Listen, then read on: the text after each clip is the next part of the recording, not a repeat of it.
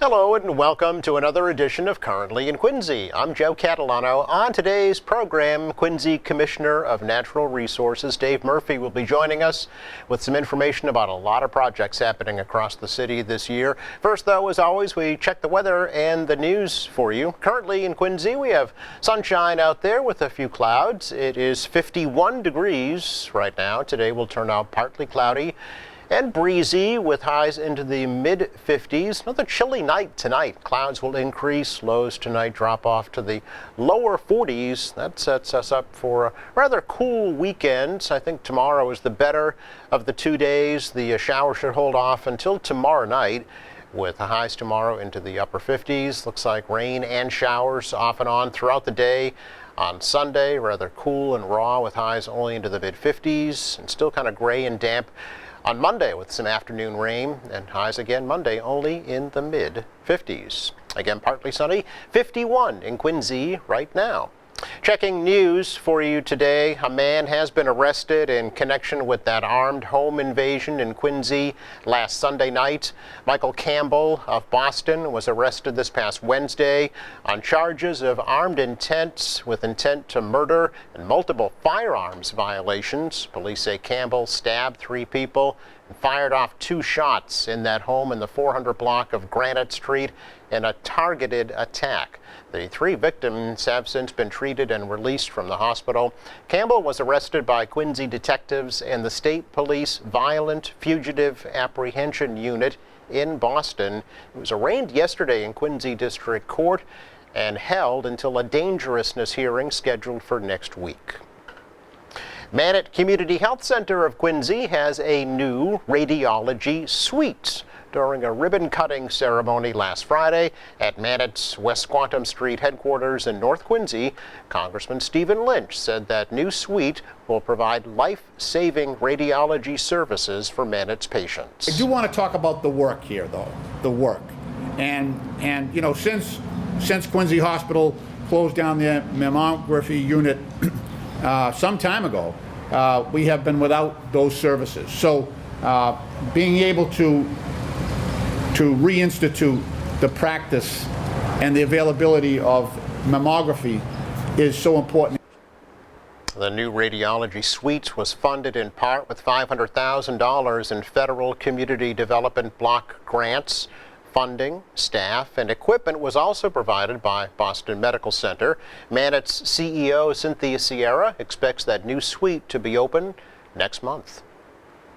The MBTA will be holding a job fair tomorrow at the Wollaston MBTA station in Quincy as they try to hire 2,800 workers over the next 12 months.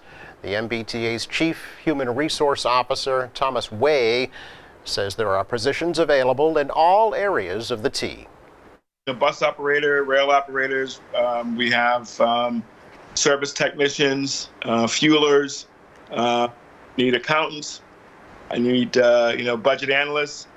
We have some administrative roles we're trying to fill as well as, senior positions up to, director of engineering, maintenance away positions.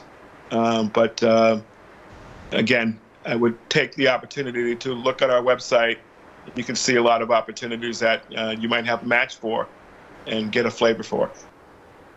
$7,500 sign-on bonuses are being offered for some key positions, including bus drivers, subway operators, rail workers, and service technicians.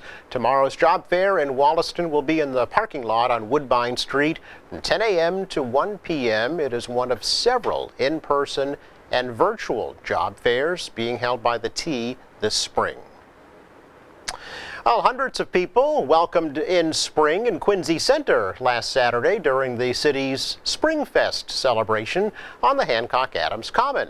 That free event featured live music and dance performances, games, food trucks, and family entertainment. Featured performers included Boston Chinese Dance, the Forbes School of Irish Dance, the Velocity Dance Company, and NSYNC. Even the North Quincy Color Guard performed during the celebration. Guests were also treated to arts and crafts, including a live art demonstration from the Quincy Art Association. There are free events on the Common throughout the year. Next one, Swing on the Common, coming up on May 13th. It's our check of news for you today. Coming up, we sit down with Quincy Commissioner of Natural Resources, Dave Murphy. That's next.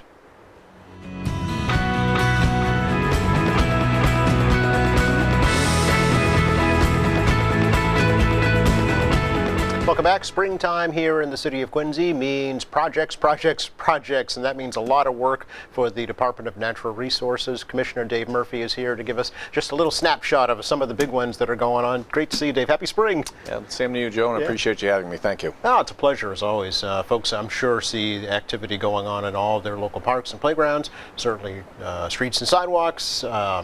Tree maintenance, lawn mowing, beach raking, you name it. Everything. Everything. Yeah. But we want to focus today on three big ones, right? First of all, Pageant Field, the Furnace Brook Golf Club, and then the park at the Beachcomber site on Wollaston Beach.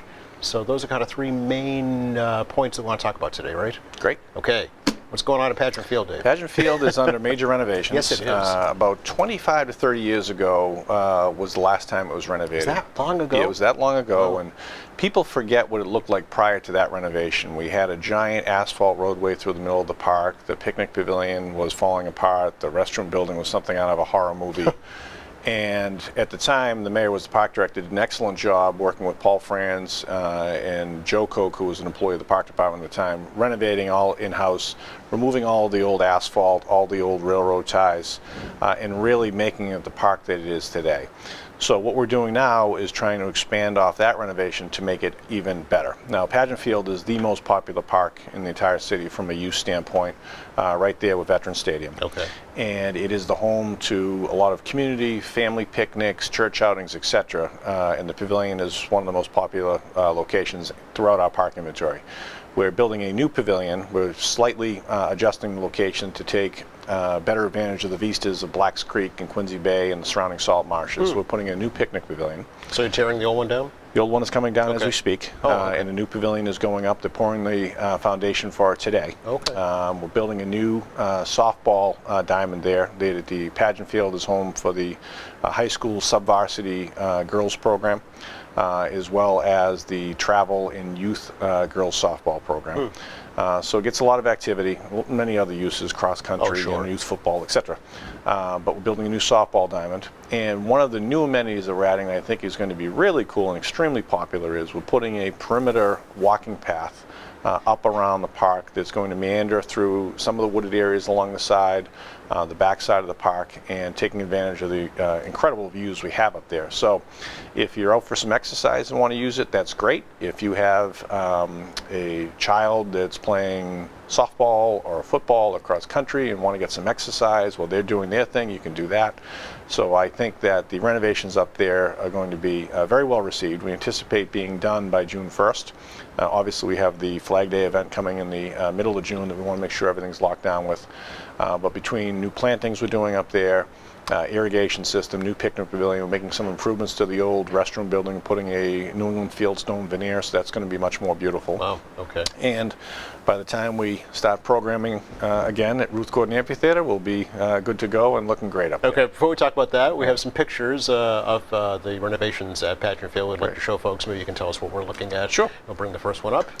Yep, this is the foundation of the new picnic pavilion. You can see we've slid the pavilion over to where the softball diamond had been. So when you come up the hill, the first thing you see was the back end of the softball diamond. Not a very welcome aesthetic appeal to it. Yeah, I mean, it serves a purpose, obviously, for safety, but Right. yeah. So we've actually slid the picnic pavilion location to this spot so you can better enjoy the views across Blacks Creek to the bay. Okay. The views from the pavilion will be enhanced by its new location. Oh, all right. What are those cutouts there? Those are the footings for the stanchions that are going to hold up the pavilion. Oh, okay. So there's the foundation, the footing foundations, and then over that we'll pour the foundations for the pad itself. Gotcha. Okay. Is it bigger than the old one, Dave? Or is it about the same? Slightly bigger. It's 5 feet bigger. The pad will be bigger so we can allow for grills and people to cook out Yep. out underneath the pavilion.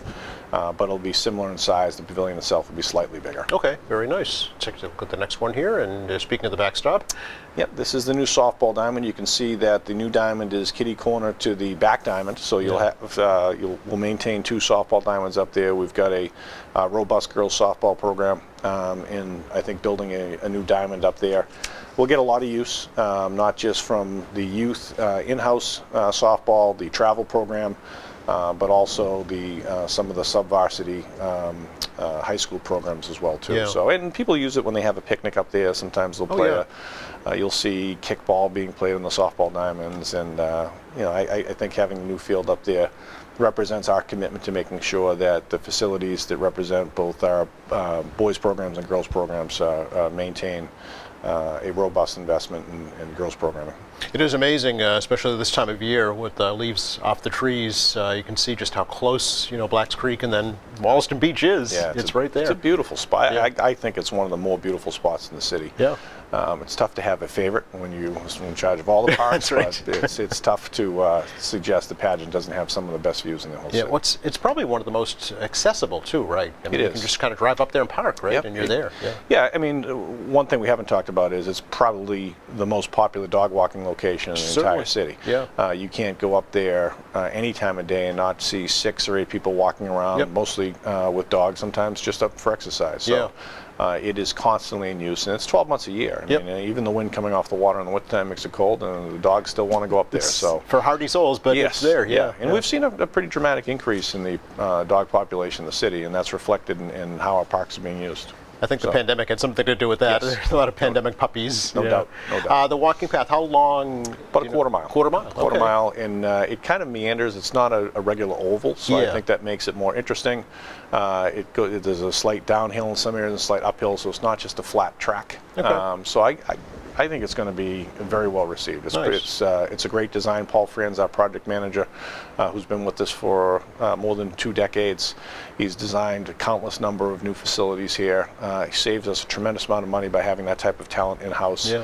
and has really been kind of the architect up there, along with the mayor. I mean, the mayor has been personally involved in the park system since he was a kid. His father was the commissioner many years ago, and he is extremely passionate about our park system and has played a pretty active role in helping design it as well. Sure. Here's a familiar building that most folks have visited, the restrooms. Yes, yeah. So the restroom building up there was a typical cinder block, rather utilitarian building. So we're adding a nice New England fieldstone veneer to make it look like a park. Some people may remember many years ago up at Faxon Park, there was a restroom building and a warming building for an old skating pond, and the buildings outlasted their use but remained on the site. Okay. And they had a similar look and feel, kind of that fieldstone look. So that was the inspiration for what we're doing Oh. up at Pageant. Okay. Any interior renovations to the restrooms at all? Or? They're in pretty good shape. Okay. We'll some of the plumbing fixtures being replaced, but by and large, the interior is in good shape. Okay. And again, that'll be completed also by Yes. June 1st? Okay, so you're on track, kind of. Yeah, the project team has done an excellent job. I mentioned Paul's name. We've got Larry Lavasores on our staff. We've got some outside contractor help, but our team understands the importance of having it ready for Flag Day. Okay. The Ruth Gordon Amphitheater is also part of Pageant Fields. Yes. There's been a lot of discussion about it lately, and through that discussion has developed a new group of folks who would like to see it utilized more, right? Yeah, I've had the pleasure of meeting through this process a woman that you interviewed, Sarah Trainer Khaled, and we've met a number of different times. She is in the process of putting together a Friends of Ruth Gordon Amphitheater. And with the mayor's support, we're going to be reactivating programming at the Ruth Gordon Amphitheater this summer. Nice. Sarah and her team has put together some pretty interesting and exciting options for entertainment down there. And I know that through the process of a bit of a debate has come a good thing of a renewed interest in doing some programming there this summer. So we don't have a schedule yet to announce, Okay. but Sarah and her team have done an excellent job of putting together some various options.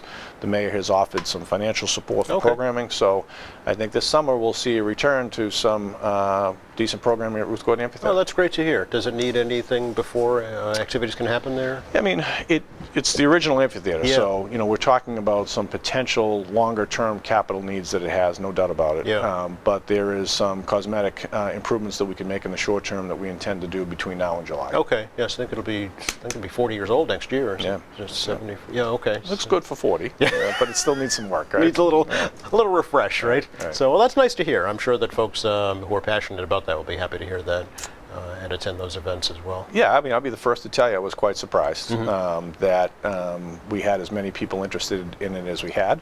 Pleasantly surprised. Right, and, right. if we have an opportunity to reactivate this portion of the park, Yep. and they're willing to work with us to do it, we have an open door and we're excited about the opportunities. Yeah, I saw many Summerfest concerts up there Yes. over the years. Oh, yes, you and I both. So it'll be nice to see Yeah. a few more. Fernsbrook Golf Club project is underway, yes?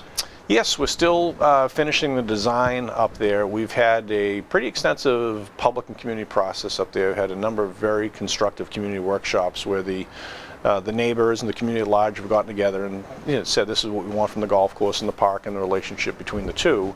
And we're in our third iteration now. There were many people that came forward and didn't want the park to be impacted, the trees to be impacted Yes. at all. Yeah. So we've gone back to the drawing board over the last 7 or 8 months and have put together a site plan that allows us to preserve the park in its current state without taking down any trees. Or Really? putting No trees parking. taken down? No. Okay. No healthy trees taken down. Okay. There are some dead trees on the perimeter on the Summit Yeah. Ave driveway that will have to be addressed. But Okay. all the healthy trees along the perimeter that were planned to be used for an additional parking area are all going to stay. Okay. We actually have a walk in the park to talk about some of the necessary renovations up there to the basketball court and the tennis court. The community down there talked about adding some play equipment down there, which we're looking to do. We're going to be planting some native trees at the park. So we'll end up with a increase in the amount of trees in the Okay. park. Is it Forbes Hill Park? Is Forbes Hill Park, yeah. correct. Okay. Now, simultaneously, we've been working with our architectural team for better half of 12 months now Yeah. to replace the clubhouse. Our Yeah. original plan was to build the clubhouse next to the existing facility, operate under the existing facility, and then move into the new. Yep. But because of the kind of restrictions on the amount of land we have at the site and the desire not to impose upon the park, we're going to operate out of temporary facilities at the course, trailers, if you will, for I a pro see. shop and clubhouse, Okay. demolish the existing building, and then build the new building essentially on top of, over the footprint of the existing building. The new building is we have going a rendering of that we want to show folks so you can describe what it is we're looking at. It looks like an architectural drawing. Yeah, I mean, this is basically a rendering of the outside. You see the front of the building. There'll be an outside deck overlooking the first tee and the fourth green on that side. Okay. One of the issues that was important to the neighbors is that we did not have a wraparound porch, so there'd be no noise that impacted the residents on Reservoir Road. So I'd like to think, Joe, that we had an excellent community workshop with a lot of constructive dialogue, and some of it was in conflict. Yes, But yeah. that this was a public process that made our project stronger, but also is going to be what's best for the immediate abutters and the neighborhood and the city as a whole. So nothing is going to be perfect. Unanimous consent has never been reached on any issue that we've ever done. But I do think that this project is a direct result of the community coming together through some workshopping and coming up with a plan, I think, that works best for all the interests involved. There were some issues, concerns raised about drainage, flooding. Have those been resolved up there Yeah, as well? DPW and engineering have done an excellent Okay. job. As you know, the park is the site of an old reservoir, so there's a Yes. giant cement bowl on the property. And Macabel Pondo, Paul Costello, Al Grazioso, the team from DPW and engineering has had a couple of neighborhood meetings up there. They've come up with some solutions about how to handle that. So even if we didn't build a new clubhouse, I think their attention to this particular area and some of the historic issues the neighbors have had will be a long-term improvement Okay. over the existing conditions. So I think that's going fairly well as well, too. Okay. And Mark and his team have done an excellent job. Is the old water tower staying, Dave? Definitely. It's Yeah, staying the old there. water tower is the feature up there. Yeah. So one of the requests when we go to the council for an appropriation to build the new clubhouse is going to be making repairs to the tower as well. Oh, okay. The roof up on the tower needs to be repaired. A lot of water is getting into the tank itself. And then doing some repointing. We don't have any grand plans to open up the tower or to repair the staircase or to allow people in there and up Okay. there. There's still a lot more to be done to even contemplate that. Right. But it is a truly unique and historic feature that I think think really makes the park. The golf course has adopted it as its logo. It really is a Yes. signature part of our city. So we want to make sure that it'll be here for the next 100 years. That's great. So we're going to request some money to make some repairs. Okay. Does the golf course remain open for the time being? Yes. For the public? Okay. Yep. Will it remain open during the project, do you know? Yes. Oh, will? Yeah, Okay. that was the goal all along. Okay. The finances of a golf course are pretty good right now. Okay. I think in our first year of operating, our operating revenue was about $250,000 over our operating expenses. Oh, all right. So you made a profit. We did. Okay. Now there are capital needs that we have. Well, right, So yeah. depending on how you measure your capital versus your operating expense versus the life of the building, Mm-hmm. the life of the capital, there is I think a positive financial outlook for the golf course, provided that we continue to manage it properly. Right. But I think the new clubhouse will have a new feature. Golf simulators are extremely popular. For example, Braintree Municipal Golf Course has one, and they didn't have a single hour available all winter that they did not book. No kidding. No. So the simulators, on average, we've talked to a number of municipalities, Hingham and Braintree included, that run simulators in the wintertime. They make anywhere from $50,000 to $75,000 per simulator. So in a time where the course is not generating revenue, the new building will generate anywhere from $200,000 to $250,000 by having the simulators in the building without drawing a significant crowd. You can only have 10 to 12 people up there at a time in the simulators. But it turns it into a revenue opportunity for 12 months instead of just 8 or 9. Right, I was going to say it was closed before. Essentially, Yeah, for the most part. We only have about 4 minutes left, but I know. In 4 minutes, Dave. I warned you. Tell me about the Pine Hill Cemetery and Wollaston Cemetery renovation projects. We have two major projects. Yeah. I want to thank the Cemetery Board for their support all along. So we're expanding the Pine Hill Cemetery after about 20 years of permitting. As you know, the endangered species, the timber rattlesnake, lives up in the Blue Hills, so we had to be very careful that we permitted it through the state to make sure that we could expand 7 acres. For the first time in more than 2 decades, Quincy residents are eligible for pre-need purchase of lots, burial lots. Yeah. And we're in the process now of expanding 7 acres of cemetery land up there, including the city's first cremation niches that we're building up there with the help of our contractor, C. Naughton. We're doing a new office building at the entry to Willard Street and making improvements across the board at Pine Hill. The place needed an infusion and investment, and we're doing that right now. And that should be done by the spring of next year. Wow, okay. So it's a major project. We've got a great contractor. Our team has done an excellent job. It's a construction site right now, and it's difficult, but I think once we're done, I think everybody will appreciate the benefits of it. And then Mount Wollaston, we have another significant project. The entrance to Mount Wollaston is being improved, tying back to it's originally consecrated as a garden cemetery, much like Forest Hills and Mount Auburn. We're putting a brand new entrance gate that I think will be a real signature look for that cemetery. The C Street entrance. On C Street. Yep. And we're expanding the veteran section because when we narrow the entrance on C Street, that'll allow us some more room in the veteran section. okay. We're adding a monument to recognize those men and women from Quincy that served from the Gulf War to present day and the global war on terror and many of the conflicts around the globe. It's been 30 years now. Yeah. So there's a lot going on in Mount Wollaston as well too. We're doing some additional tree planting there, creating a canopy and off the Greenleaf Street entrance. So quite a bit going on. I would say so. Yeah. Not to mention the fact that Cleaner Greener Quincy is coming up on May 6th. Yes, good plug. Arbor Day is a week from today, actually. You're accepting requests for tree plantings on private property, right? Yes. How's that going? It's going, right now we're doing street tree planting. We're going to launch a pilot program for private properties. Not everybody has a loom border out on their sidewalk. Yeah. Some of the setbacks don't allow for street tree planting, and as a result, we want to make sure we have a relatively even canopy across the city. Right tree, right location, very important, right? Correct. Yeah. We didn't even get to the Beachcomber Park plans out on Wollaston Beach. Those are still in the design phases, I understand. No, we're coming along well. We're you doing are? construction right now. They're restoring that site, and we should be planting on there this spring. Oh, really? Oh, all right. And there will be a kind of remembrance to the old Beachcomber nightclub? We've got some pretty cool designs working with Ryan Ackerman to do some homage to the history of that site and the incredible performers that performed there. I think people are going to be very surprised when they see the full list of names that played at the Beachcomber. Yeah, we're talking, swing era and moving forward, folks of the Louis Armstrong. Yeah, Louis Armstrong, Judy Garland, Linda Ronstadt, some real big names. Yep. That I was surprised to see based on my likewise. experience at the Beachcomber. Exactly. For folks who want to reach out to you, Dave, if they have questions or concerns? Yeah, our phone number is 617-376-1253.